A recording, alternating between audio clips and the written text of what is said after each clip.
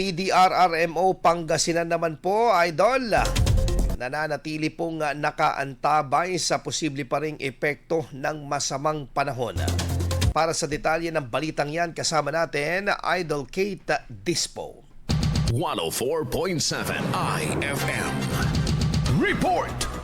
Patuloy ang pagbabantay at paghahanda ng Pangasinan Provincial Disaster Risk Reduction and Management Office o PDRRMO sa posibleng epekto ng nararanasang masamang panahon sa lalawigan. Kasunod ng pananalasa ng Super Typhoon Inday, sinabi ng PDRRMO na nananatili silang nakaalerto sa banta ng tuloy-tuloy na pag-ulan at iba pang posibleng panganib na maaaring maranasan ng mga residente. Sa panayam ng IFM Dagupan kay PDRRMO Operations Head Vincent Chu, sinabi nitong nasa yellow warning signal pa rin ang lalawigan na nangangahulugang nananatili sa below critical level ang kasalukuyang sitwasyon. Bagamat wala pang naitatalang insidente ng flash flood, patuloy namang minomonitor ng kanilang tanggapan ng mga localized sa pag-ulan at regular na naglalabas ng mga advisory sa mga lugar na posibleng maapektuhan, kabilang ang mga paaralan sa ilalim ng Department of Education o DepEd.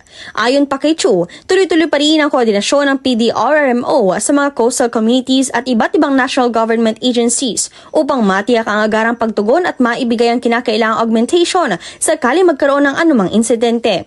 Inaasahan naman umano ang pagbuti ng lagay ng panahon sa mga susunod na araw.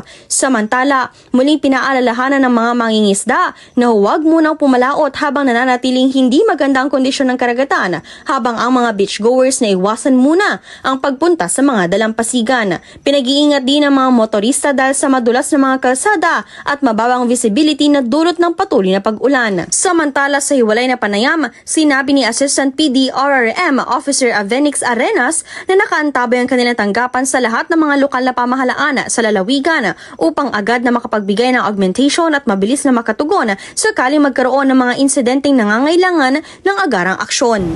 Kasama mo mula rito sa IFM Dagupan, ako si Idol Kate Dispo. Tatak, IFM.